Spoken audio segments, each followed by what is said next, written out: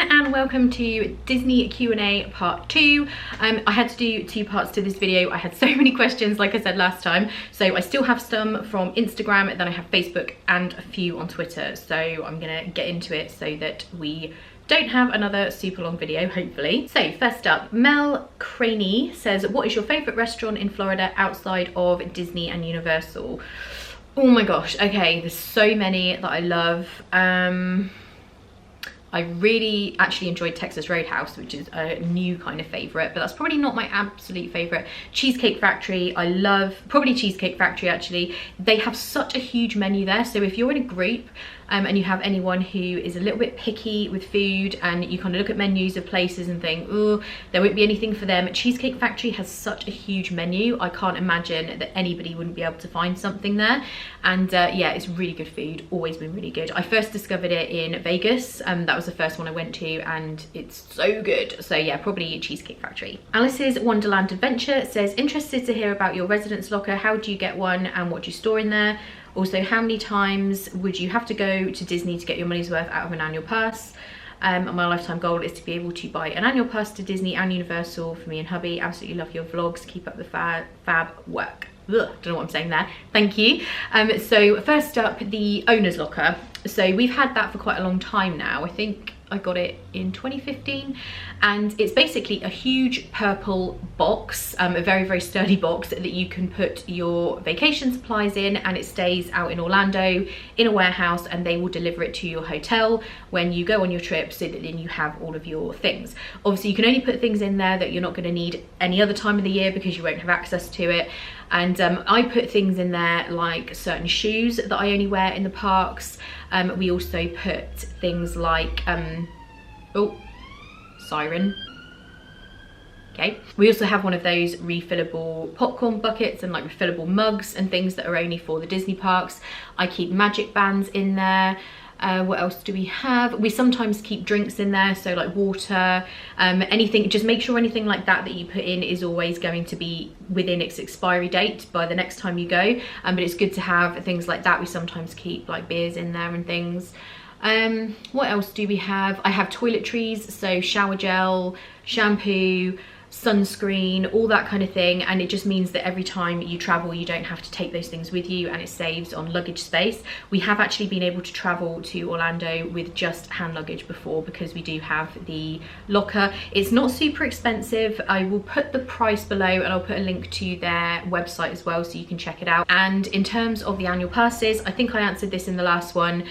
We've sort of established for UK guests where you take a 2-week trip and you would normally buy the 14-day ultimate pass. It is better to get the annual pass if you're going twice or more. And as for Universal passes, the seasonal pass is very, very good value. So definitely if you're going twice, there is no question I would get the seasonal pass. Obviously just watch out for the blackout dates. I only ever go sort of off-peak times. I don't go at Easter or Christmas or anything like that, which I think is when the blackout days are. So just I'll put a link below to the Universal annual passes as well. John Parr says, what kind of annual pass do you have for Walt Disney World and Universal? Same kind of question. So we have the seasonal pass for Universal and we have the gold pass for Disney, which is also a seasonal one. I think again the blockout dates are just Easter and Christmas, I believe, which we never travel at that time anyway. And Shay Hilton says, can you store suitcases at Magic Kingdom?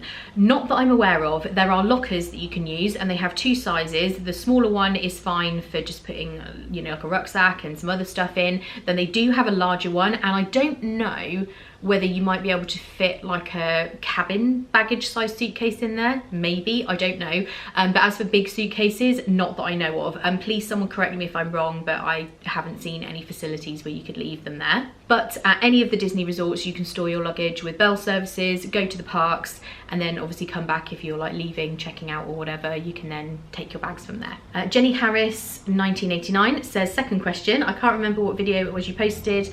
I remember you suggesting a spray oil to stop your hair parting from sunburn. Sorry about this traffic noise, it's so loud, hopefully the camera isn't picking it up. Yeah, spray oil to stop your hair from burning. Can you remind me what it was? Yes, it's called Malibu is the brand, and it's just a dry oil spray that you can spray on your parting, or if men have got like thinner hair on top, or women. then you can just kind of use it to stop your head from burning. I think it's SPF 20, but it actually, you can spray it onto hair and it doesn't make it greasy. I actually prefer to put it on my hand and just put it on my parting, just in case, because I really don't like the idea of spraying stuff directly onto my hair, but you can, and it shouldn't make it greasy. I will link it below. It is great. I keep that in our owner's locker as well, and it does work really well. Mia Culpa says, I have a non-Disney question. What types of things or places would you recommend people visiting the UK for the first time to see or stay away from? Disney related question. If you were cast to be a live action character in a Disney movie of your choosing, what character would you want to play? So first up, in the UK, there are so many places if you've never visited before, and there are so many historic things to see. Definitely London. Anyone who hasn't been to the UK, you know, you've got to go to London. There's so many great things to see there. Where do I start? You've got like Westminster Abbey, you've got Tower of London. So many things. There's so many things. And if you just Google what to do in London, you will see all kinds of different suggestions. I would also recommend trying to go to Cornwall. Cornwall is one of my favourite places in the entire world, specifically a place called Coverack, which is where I always went on holiday as a child, and it's just so beautiful. If you haven't visited the UK, you know, just the sights and the beaches and things on the coast in Cornwall are amazing. So I personally would recommend going there. And as for the live action Disney character question, definitely Cinderella. I watched the live action version of Cinderella over and over and over. Lily James is obviously cast as Cinderella. I just love that movie. So yeah, I would want to play Cinderella, but I don't have the right colour hair. Guess I could wear a wig. Carla in Neverland says, if you could be any princess, which one would you be? Just answered that one, Cinderella. And she also says, what's your favourite time of the year to go to Disney and why? My favourite time to go is September. One reason, and one reason alone, it is the lowest crowd kind of time of year. There's a sort of window, which is the second and third weeks in September, where all of the kids have gone back to school from the UK and the US. So it is very quiet. You don't get a lot of crowds. It's still quite hot, but not kind of, you know, July and August kind of hot. And yeah, I would say that's my favourite time. Dancing Disney says, what is your favourite food at Disney? Ohana, without question. I love the food there. It's absolutely amazing. Becky is also now hooked on it. Ian loves it as well. Ohana, without question. Touch the Sky UK says, I'm being cheeky with a second question. Can you do a resort tour or review of the Clarion Inn? We're looking at budget options in the hope of having 2 trips next year. Sorry if you've already done something on it. I couldn't find anything. I don't know why I haven't done a resort tour on Clarion Inn. I've stayed there a bunch of times. I always do resort tours and I just haven't filmed one. So unfortunately, I don't really have enough footage to do a separate video. I'm sure we'll stay there again because it is our go-to for budget hotels. It's obviously close to Disney. It's in Lake Buena Vista. It's one of the very, very few that don't charge parking fees and resort fees, which is why we always go there, because those things can make a cheap hotel then suddenly very expensive. Yeah, so unfortunately I haven't, but I will do. If I go there again, which I'm sure I will 100% film a tour. I could look back and see if I've got enough footage. It is possible, but I don't think I've ever properly filmed the room. But leave it with me. If I can put something together, I will. Otherwise, I'll do it next time. Jessica Brown, LA, says, who's your favourite character to meet? You may have noticed from the vlogs, I am not big on character meet and greets. It's because it makes me feel massively awkward. If the character is one that doesn't speak, I'm not so bad. So like if you're meeting Mickey or Minnie, that's not too bad. I really find it so difficult meeting like princesses and characters that speak, because I can't do the interaction thing. I just find it really weird. I know some people don't, some vloggers meet characters all the time, but I find it a bit odd personally.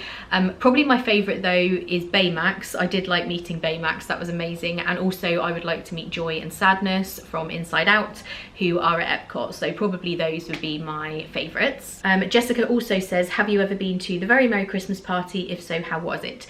No, I haven't, but I'm going to be going when we go on our November-December trip. Kate and I are going to do the Christmas party. I'm really excited. I haven't done it before and it does look amazing. I have heard that people prefer the Halloween party, or a lot of people do, and I love the Halloween party. So I'm hoping I don't compare the two too much and then end up not liking it as much, if that makes sense. I'm going to go into it just for enjoying it as it is as a standalone thing, but yes, look out for that on the next batch of vlogs after Tokyo, because we will be doing it.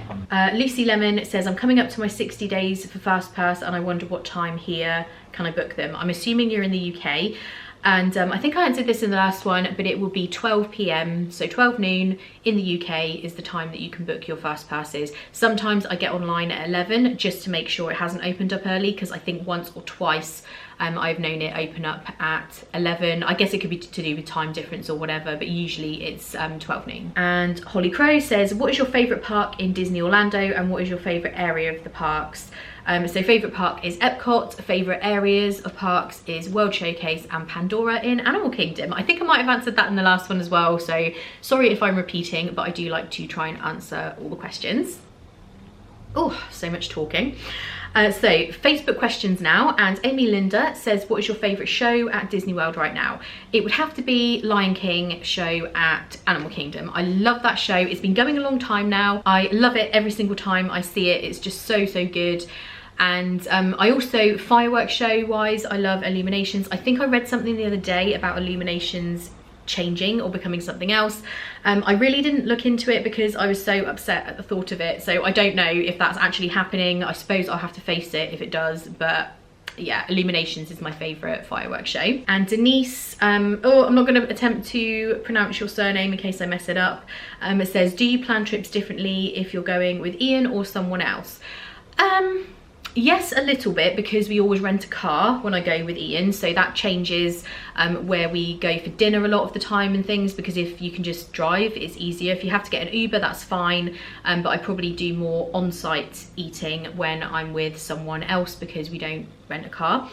And other than that, probably not. I think I plan it pretty much in the same way. I think like Kate and I are probably going to do a spa day when we go in November. So I guess there are some things, and probably I plan a bit more shopping if I'm going with one of my friends.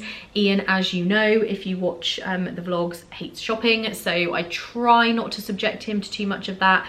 So yeah, probably a bit more shopping when I'm with my friends. Laura Amy Archer says, hi Victoria, would you know when the resort parking charge comes into effect for UK customers? I booked to stay at Animal Kingdom in September 2019. I've heard it's not until late 2019, but not sure if they are charging already. Any idea? I actually don't know, but I will find out for you and I will try and put it on the screen. If I can't find out, I will also put that on the screen saying, sorry, I haven't been able to find out. It was confusing because when they brought that policy in, I think it's totally different for guests in the UK than it is for guests in the US. It's to do with when you booked or when you're traveling. It was so confusing. I read it and just thought, what? I know it differs if you are a DVC member and you're staying on points, then you don't have to pay. But I think if you're a DVC member and you're paying out of pocket for a DVC hotel, or you're staying at, say, Art of Animation, then you would have to pay. Totally confusing. What I might try and do is find out the information, just kind of write it out as simply as I can and put it in the description box. So I will find out for you and answer that in the description box. Next question, Ree Lidsey says, what are your must-dos on your first night in Orlando? It really depends what time I'm arriving, because recently I've had flights where you get in quite early and then other times you're kind of getting there at sort of 7, 8 p.m. and then there's not much time to really do anything. To be honest, for me, it is just unpacking and eating, because I don't eat aeroplane food. So normally when I get there, I am really hungry. So yeah, normally just getting something to eat, unpacking, and then figuring out exactly what's what for the next day. I always try, I don't always get this right, but I usually try and pick out my outfit for the following day. If I'm wearing ears in the parks, which ones I'm going to wear, all that kind of thing, so that I can get up and try and be quick and get to the parks early, because that's a good thing if you're traveling from the UK. You always wake up super early because of the jet lag, so you can usually be ready and at the park that you're going to for opening, which is really good. So yeah, that's basically all I do, because usually traveling from the UK you do end up getting there at around 7 p.m, so there's not an awful lot of time. I would never book an ADR for my first night personally, because if you get a bit delayed or something, it's just too much of a hassle to try and make a dinner reservation. Some people do, it's just not something that I personally do. Crystal Shreve, sorry, I hope I said that right. This will be my first trip to Disney. What is the one thing that should be on my must-do list? Ooh, I mean, obvious stuff, you're probably going to visit all the parks, so, you know, go to all of them would be one thing. But must do, for me, it would be going to Ohana, but I never like to tell people that that's a must do because I know how hard it is to get a reservation. But that would be a must do for me. And Disney Springs, I think some people have come away that I've spoken to and said they didn't even go or they barely did anything there. Now that Disney Springs has had a total makeover, you definitely have to go. There is so much there in terms of like shopping, dining, really interesting themed bars and things like that. So I would say make sure you go to Disney Springs. That is a definite must if it's your first trip. Jen Dawson says, have you stayed at Riverside? If so, what are your thoughts on it? Heading there for our honeymoon in September, that would be amazing. I haven't stayed at Riverside, I've stayed at French Quarter, so it's still Port Orleans but the two different parts. I did visit there on my trip with Becky and it looked amazing. I really do want to stay there now. I don't know which of the rooms, because they have Alligator Bayou and I think, oh, what's the other one called? I know one of the areas is Magnolia Bend, where it's like the kind of mansion type buildings. I think I probably want to stay in those. But yes, I definitely do want to stay there. It looks amazing. You will have a great time. Zena Woggerman says, do you have a special place or room for all your souvenirs from Disney? I really don't. And in recent trips, I don't buy a lot of Disney souvenirs. As you've seen from my haul videos, occasionally I will treat myself to something and buy a few things, but I really don't buy loads of stuff, just because if I did, I wouldn't be able to go as often because souvenirs are expensive. I do have my pin collection and I will be doing a video on that soon. I just have like a case that I keep those in that I bought in the pin trading store. Otherwise, I've just got things kind of dotted around. I'm just looking now in this room. I don't have a lot here in the living room, but in the bedroom I do have some stuff kind of dotted around, but yeah, I don't have a specific place for them. Jenny Witt says, do you plan to do lots of Tokyo Disney research to find all the best bits or follow your feet and explore? I am feeling really bad about the lack of planning that I've done for Tokyo. We go in about 70 days, I think, and I really don't have a plan, and I need one because we only have one day in Tokyo Disneyland and one in Tokyo Disney Sea. I have contacted some other vloggers who have been, and they have given me their list of what they think are must-dos, so I've written those down.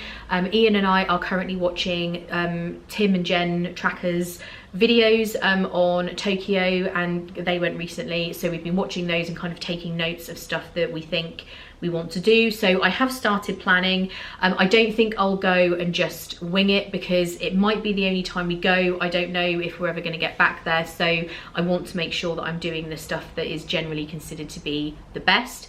And one of the things that Ian and I have kind of decided, some of the attractions are the same, so they have a big Thunder Mountain and they have a Small World over there. I want to do those because I know they will be different, but we're going to try and do the things that are totally unique first. So they have this Winnie the Pooh ride. I know they do have a Winnie the Pooh ride in Disney World, but this one is very different. It's on like that trackless system. I will do Haunted Mansion because you know how much I love that. I have to do their version of that. And Disney Sea have an awful lot of unique attractions by the sounds of it that are very cool. So yeah, we're just going to try and make sure we do the most unique and kind of must-do stuff, but I do need to get planning for sure. Santana Nicole says, what's your experience with Uber? Where are the pickup and drop-off locations for Magic Kingdom? What transportation method do you use to get to Disney Springs from Magic Kingdom? So Uber, I have a whole video which I will link below on using Uber in Orlando. I love using it. It's definitely the cheapest way to get around if you don't have a car, without question. To go from like a park to Disney Springs usually is, you know, depending which park it is, but like $7 or $8 or something, which is not too bad at all.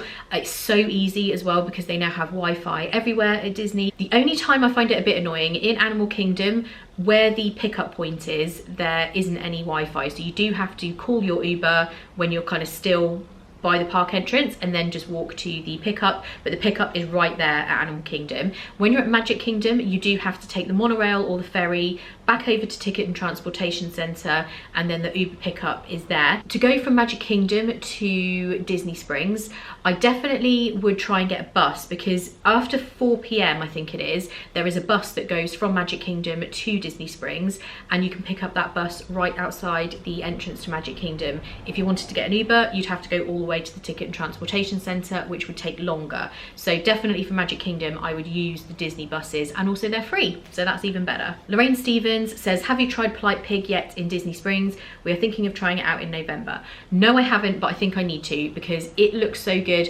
When it first opened, I heard a couple of bad reviews, so I was kind of put off, but since then I've been hearing more and more great things. So I think Kate and I will definitely eat there when we go in November, because we will be spending quite a lot of time at Disney Springs. So yes, I definitely need to go there. It looks so good. Scott Turner says, what type of camera do you use, as its quality is ace, and do you use one of the gimbals? No, so I use a Canon G7X, that's what I'm filming on right now, and it's also great for vlogging because it just has such good image stabilization. When you look at all the vloggers who vlog at Disney, and basically everywhere, everybody uses this camera. Unfortunately, it has meant that the price of it has gone way up. When I first bought it, it's really more expensive now than it used to be, but yeah, everybody from Zoella, Tim Tracker, everybody uses a G7X. I've seen them using them all the time, and it is because it's compact. The image stabilization, like I said, and the fact that it's got a flip up screen, so when you're vlogging you can see what you're doing, so it kind of has all of the things that you want. I think the original G7X is hard to get now. There's now a Mark II. I have an original and a Mark II. They're both really good. Whichever one you can get are both brilliant. And I use the Pixie tripod. Let me just see if I can find it. Yeah, this is the tripod I use. So it's called, I think it's just called the Manfrotto Pixie tripod. I managed to get a pink one, which I was loving, but you can get it in all different colours. So it has the tripod stand if you want that, but generally for vlogging you just hold it like this. And it also does have a button here, and then this bit turns so that you can angle the camera however you want to. I've tried several different tripods. I used to use the Gorilla one, which kind of has the bendy legs. That one was fine, but it is quite big. This one is much more compact, and I don't find I'm ever in danger of dropping it or anything. It's quite easy to carry around. So definitely this is the best tripod that I found. Laura Stott says, what is your favourite snack at Disney and best counter service restaurants in the parks and resorts? Okay, so this is so hard because there's so many snacks. Right, Dole Whip obviously is amazing, and it's so good when it's boiling, so definitely that. I like the pressed brioche ice cream sandwich thing in the France Pavilion, where it's basically like a hot pressed thing, but it's got ice cream inside. It's amazing. What else? Oh, the pretzels at the lunching pad in Tomorrowland. They do change them up from time to time. They used to have the sweet cream cheese one, which I think they still do. And they had like a salted caramel one recently. So those are also really good. And in terms of counter service restaurants, Be Our Guest is great for a counter service. It's just such a good experience, and the food isn't too bad. I would go for lunch probably rather than breakfast. It's much better value. And I also really like, Art of Animation. I really like Landscape of Flavors. That is a great counter service place. They just have so much choice there, and the food is really good. So I love that. Also at Disney Springs, they have Wolfgang Puck Express. That is great counter service food. The pizzas there are so good. It's just, everything is good there. Everything I've had is good. And also at Disney Springs, Blaze Pizza is an absolute must. The pizza there is so good. Deluxe Burger at Disney Springs. Sorry, these are a lot of Disney Springs, and you mainly said parks and resorts. Okay, let me go back to those. So Animal Kingdom, the Yak and Yeti counter service is good. They do really good chicken fried rice there, which I love. And Flame Tree Barbecue is also good. I do struggle in Epcot for counter service, if I'm totally honest. There aren't loads that I like. I generally prefer the sit down restaurants there. Actually, yeah, thinking about it, I do struggle to decide where to eat if I want counter service in Epcot. And Hollywood Studios, same situation. I quite like Rosie's All American Cafe because they do a fried green tomato sandwich, which I hope they still do. That's probably my favourite pick there. Kathy Stubbs says, which airline do you prefer to fly with to go to Florida? Norwegian Air, definitely. I do know that there are reviews, which you'll probably see when you look into it, of people saying about delays and things. I have experienced more delays with them overall. Normally it's coming home, and frankly, if I get to stay any amount more minutes in Florida, then I'm happy. But yeah, they do sometimes have little issues like that, but generally they are way cheaper than anyone else in my experience. And you have, because they're a budget airline, you have the option to just book the seat, or you can add luggage and meals if you want them, and seat reservation and stuff. I know a lot of airlines are doing that now, but Norwegian have kind of always done that. But their planes are really, really comfortable. They're very new. The Dreamliner planes that they have the kind of some sort of technology to do with the air, where you feel better and less jet lagged. And I have to be honest, when I get off the plane at the other end, when I've flown with them, I don't have that horrible, grubby, groggy feeling that you get when you just feel horrible. I don't tend to get that when I go with Norwegian. They do have really nice, comfortable planes, and the fact that they're cheaper, I can put up with the odd little issue that I've had with delays and stuff like that. So definitely for me, Norwegian are the ones that I find the most comfortable and the cheapest. And Kathy also says, when is Becky going back to Disney World? I believe she's hoping to go back next year. Sorry, battery just died there, so I don't know if things are looking slightly different now. Right, Kate Blasingame says, how do you keep things fresh since you go so frequently? I do get asked that question quite a lot. People say, don't you get bored of going? Why are you going again? Like, surely there's not so much to do that you want to go that often. There really is. Obviously, I love going because there are certain things that I love doing over and over and over. So just going to the parks in general, like I say, I feel like I could go to Epcot every day of my life and not get bored of it. So I just generally love it so much that I always want to be there. But there are definitely things that I do that are different every single time I go. There are so many things in Orlando that are not necessarily just in the Disney parks or Universal. So many restaurants to go to, different things to see. Ian and I really want to go to Topgolf that's opened. We still haven't done that despite how many trips we do. So there's always different things every single time that I want to do. And I do take trips with different people. That doesn't mean that I don't always want to go with Ian. Whenever Ian's not there, it's because he can't get the time off work. I do get people who maybe think that it's a bit mean that I'm going without him. It really is because he just can't take that much time off. It's not because I don't want to go with him or he doesn't want to come or anything like that. But yeah, going with somebody different each time makes the trip a different experience. So when I go with Becky, it's totally different to when I go with Kate, or when I go with Lisa, or if I do a solo trip. So that in itself kind of keeps things different, because you're in different company and you know, you have a totally different interaction with different people. Christopher Rowley says, have you done any of the special fireworks, reserved seating deals? What do you prefer? And someone else has chimed in and said that they also want to know. I haven't actually. I'm not big on fireworks shows. I love them. I love watching fireworks as much as the next person. I don't like being in the parks during fireworks shows because it's too crowded, especially now I have my TM. Like I was talking about the anxiety in the question in the last Q&A, it stresses me out to no end to have so many people around me.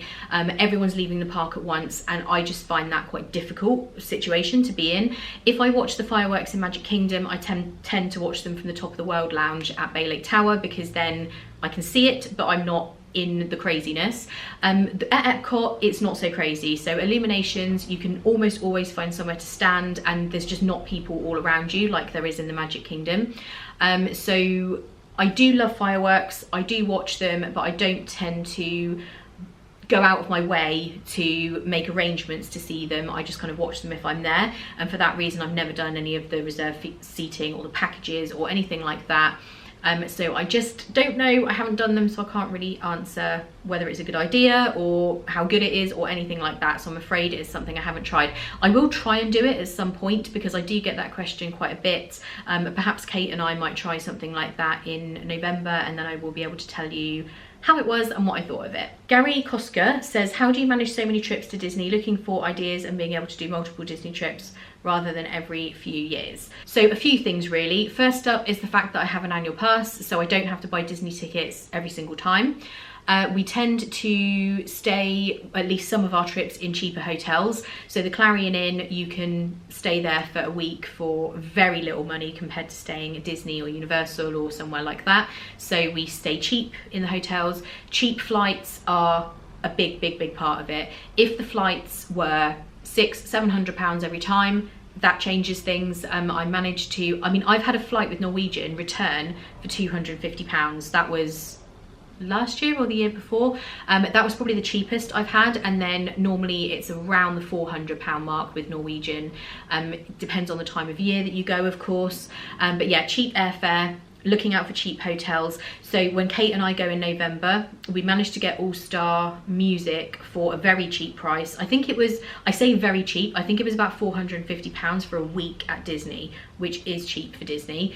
And the other hotel at Universal, Aventura, I booked it way back when Becky and I had just got back in November, and it doesn't even open until September this year. So I think there were just some cheap prices going because, you know, they're trying to fill it and it's a brand new hotel. So I very much just look for cheap deals all the time. I invest a lot of time in finding cheap deals so that I'm able to go regularly.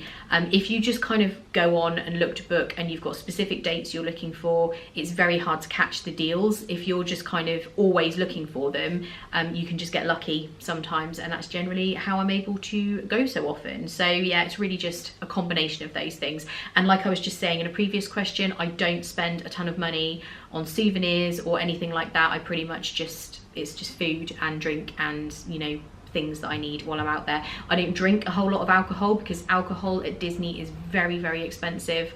If I do drink, it would tend to be probably in off-site hotels, or I would go to Walmart and get some beers and have them in the room on your balcony or something.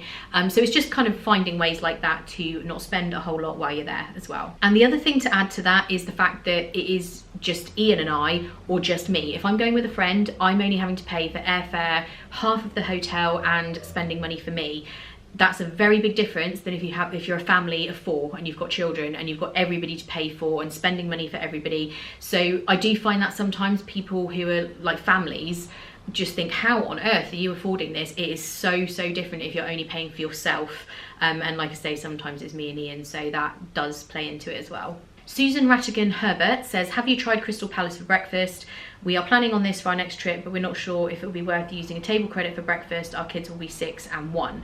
I was just actually saying in the vlog that went up last Saturday that we haven't tried it. I've never been there. I would definitely say if your children are that age, obviously the 1-year-old may not necessarily know what's going on, but the 6-year-old will love it. Obviously the Winnie the Pooh characters are really cute. I've heard great things about the breakfast. A lot of people said actually if you're going to do Crystal Palace, do breakfast rather than the other meals of the day, and I do think it's worth 1 credit. If you look at the price of how much it is to pay, I definitely think you know, value wise it is worth doing. But definitely anyone else watching this, if you've been to Crystal Palace, maybe you could comment below and say what you thought of it, and then Susan can read the comments and see if anyone else liked it, because that's the best way, and that's the great thing about this channel. If anyone else hasn't done the things I'm talking about, same for the fireworks show question, comment below and let us know what you think, and then people can read through the comments and hopefully pick up some advice. Lynn Sharp says, hi, how many different sets of ears do you take? This is tricky because I love all of the ears that I have. Joanna from Mila Mouse is very generous with the ears that she sends me, and she normally sends me new ones. I tend to keep a lot of them in the owner's locker. That is another great thing that I keep in there, are my ears, and then I can obviously just have them for my trips. For Tokyo, I do have a few pairs, and Becky has very kindly, she made these as well, by the way, and the rose gold pair, and I do have one of my pairs from Joanna to take to Tokyo. While I'm out there, with the ones I have in the owner's locker and the ones I take, I probably have about 9 pairs.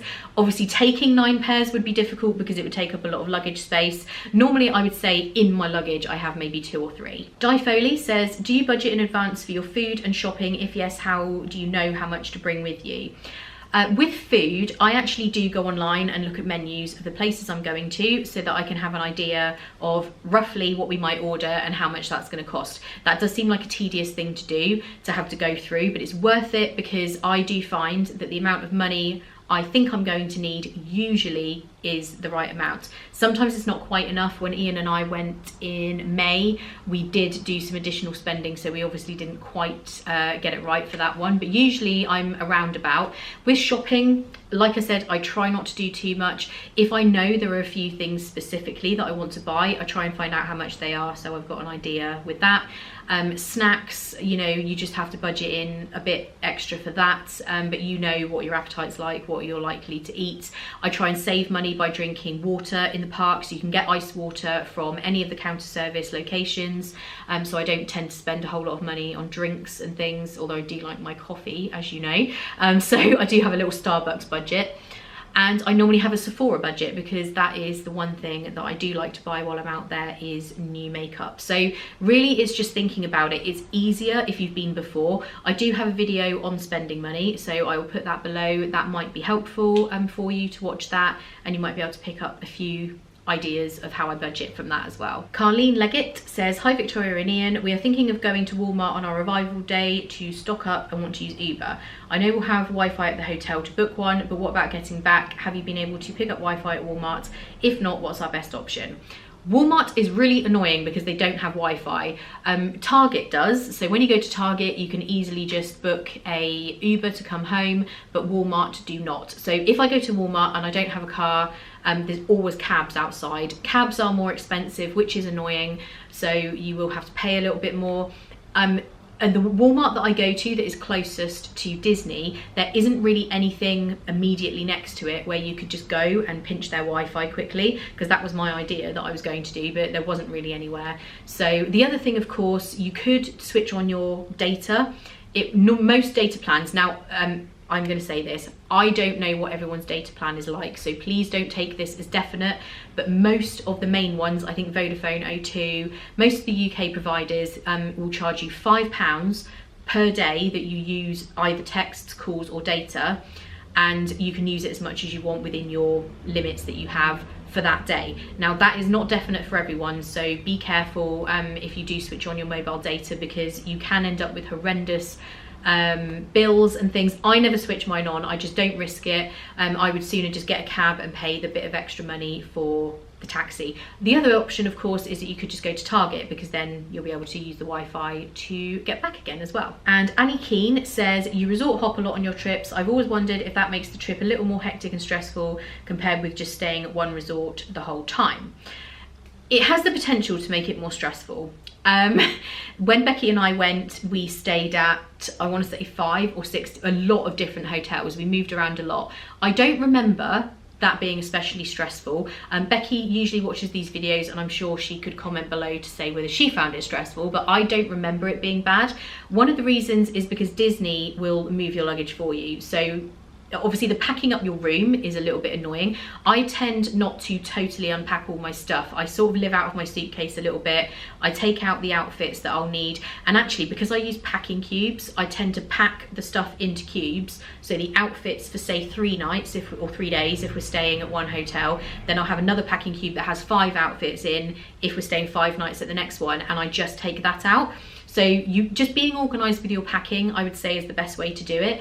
I do love resort hopping.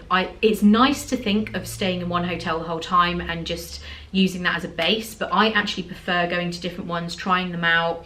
You know, it changes things up as the trip goes on, especially if you're there for 2 weeks. So I love doing it. I can see why other people don't, because some people would just find that so annoying. But you do only have to take your bags or get bell services to pick up your bags, and they will transfer it to the next hotel. So that takes a lot of the stress out of resort hopping. And Rachel Coulton says, where would you go for a non-Disney holiday? Vegas. Vegas is my other place that I love. Ian loves Vegas. He first kind of introduced me to it. We went in, when was it? 2014 maybe, something like that, and I absolutely loved it. I had an amazing time, and we've been another time since then. I'm desperate to go again, so definitely Vegas is my second favourite vacation spot. But also I desperately want to go to Italy. Lisa and I are planning a trip to Italy where we might go to a few different places. That is the one place that I would love to go, and Ian really isn't that interested. It's not his thing, so Lisa and I are definitely going to go there. And now for the Twitter questions.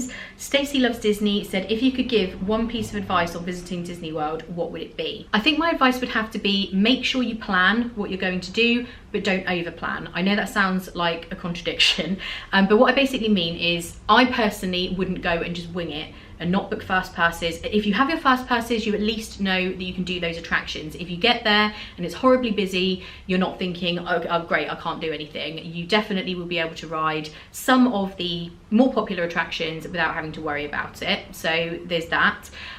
Also just planning where maybe you're going to eat. Watch some vlogs, go onto allears.net and look at menus and things like that. The reason being, the first couple of times I went to Florida in 2002 and 2004, I did not have a clue what I'm doing, and I mean that. I did no planning. I didn't really think that anyone was vlogging back then, which I don't know if they were, probably not. So I didn't know what was going on, and we would go to a park and just kind of wander around. Sometimes there was a massive line, and then eating, you just tend to go into whichever place you can find, which potentially could be the worst place to eat that nobody really likes. Whereas if you do a bit of planning, you can figure out which restaurant you're going to, you know where it is and where you've got to be at a certain time. Having said that, if you over plan and you literally have an itinerary for every minute of the day and you have to go to this and you have to go to that, it takes the enjoyment out of it, because the people you're traveling with will get completely stressed out probably and not really enjoy that way of doing things. You have to be aware of who you're going with. Are they going to like that? Because it's easy to be like, this is what we're doing, I've planned it, I've done the research, that's what's going on. But you have to remember that it's everyone's vacation. Other people may not like that, so you have to compromise. And if people do just want to go with the flow, you can do a bit of planning so that you know you've got those attractions, you know you've got a place to go for dinner, and it's not going to be a 2-hour wait for a table. But also there are some portions of the day where you can just wander around and take it in. So just speak to the people that you're going with and see how they feel. If they also want to plan every minute of the day, that's fine, but the chances are that maybe they won't, and you want to make sure that everybody enjoys themselves and the trip is planned with everybody in mind, basically. Beth Lyons, or Leons, I don't know how to say that. Would you recommend any of the dessert parties, special events, favourite thing to do at the Boardwalk, must-do ride for all ages, must-see show, parade for all ages, best off-site restaurant? Wow, that's a lot of questions. Okay, so first up, dessert parties. I haven't done any. From what I can gather from other people, again, you always get some people love them, some people hate them. I think they are a little expensive for what they are. I think most of the fireworks shows, there is always somewhere you can watch from, or you can do the Fastpass reserved seating for like illuminations and stuff, which is free and you're not having to pay a load of money. The desserts, from what I can understand, are nice, but not worth the money alone. So personally, I don't like desserts. I'm not a dessert person. I don't have a sweet tooth particularly, so for me, I wouldn't book it because it just wouldn't be worth it. But don't necessarily just take what I say. If it's something you fancy doing, then definitely try it, but that's just my experience and what I've heard from other people. Okay, favourite thing to do at the Boardwalk: eat ice cream from Ample Hills. Ample Hills ice cream is so good. I tried it for the first time in May, and from now on, if I ever go to the Boardwalk, that's a must-do. Must-do ride for all ages, I would say, I want to say Pirates of the Caribbean, but is that for all ages? Ooh, I don't know if there's a height restriction because of the drop. I don't think there is, but for most ages, you can go on Pirates. But for all ages, actually, The Little Mermaid, I think, is amazing. I love that. It's not scary or anything for small children, but it definitely, adults can enjoy it as well. It is my favourite movie, so obviously I would say that, but yeah, I think Little Mermaid. Must-see show or parade for all ages. I would say the Lion King show. Again, that's amazing. Everyone seems to enjoy it. Children enjoy it, adults do. There's some audience participation where they bring the children up to kind of be in the show at the end.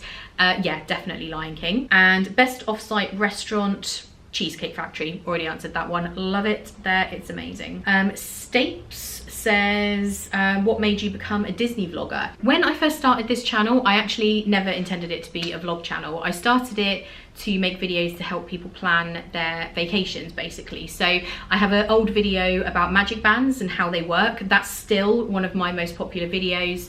And the things like the voiceover ones, top 10 things to do in Animal Kingdom, top 10 things at Epcot, those were always the kind of videos that I planned on doing. I sort of just fell into vlogging. I saw that other people did it. Everybody watches Tim Tracker, I think, and I saw his videos. So when I went on my trip in 2015 with Kate, I thought, let's give this a go. And then from there, it just kind of took off and everyone loves the vlogs. So I still do the planning videos, and I hope that my channel does still come across as a channel for advice and a place to come to look for videos to actually help you plan rather than just the vlogs. I love the vlogs and they're so fun and everybody does respond so well to them and loves them. But yeah, definitely I mainly started to actually do helpful videos. So I didn't really decide to become a Disney vlogger, I just tried it and people love them. And final question, Sunez says, hi there, should I book a meal in Ohana or would I be better spending the money on a Magic Kingdom party? Ooh, my immediate answer is go to Ohana because I love it so much that, yeah, that would be my answer. It's tough though, like if it was a choice between Ohana and say Mickey's Not So Scary Halloween Party, that's tough because obviously the Halloween party is longer, there's a lot more different things to enjoy, whereas Ohana technically is just dinner. So, oh my goodness, that would be hard to pick. It would depend what I was picking between. So I'm imagining it being Mickey's Not So Scary Halloween Party, but maybe it might be something else. Oh my goodness, don't make me pick. This is horrible. This is like biggest dilemma ever. From an advice point of view, I think I would have to say the party, just because there's more to do, but that kills me to say that because Ohana is amazing. Please try and do both because, yeah, this is just such a painful question. So those are all the questions that I received. I hope I got them all. Sometimes when you're scrolling through, it is easy to miss one, so I hope I didn't. I did get some questions about DVC. I am going to do a different video about that, but it's going to be more in depth and I need to make sure that the information is correct and stuff like that. So that one just takes a little bit of planning, but I will do something on that because I did get some questions about DVC. If you enjoy these Q&A videos, give this video a thumbs up. I am thinking about doing them a bit more regularly because I do get so many questions. It could be something I could do maybe once a month. As always, there will be links in the description to all of my social media. I'm on Instagram, Twitter and Facebook. I will also link my other channel. I do have a second channel which I post vlogs of kind of daily life and things like that. So if you're not subscribed to that, you can find the link below. As always, I hope you guys are having a great day. Thank you so much for watching and I'll see you in the next video.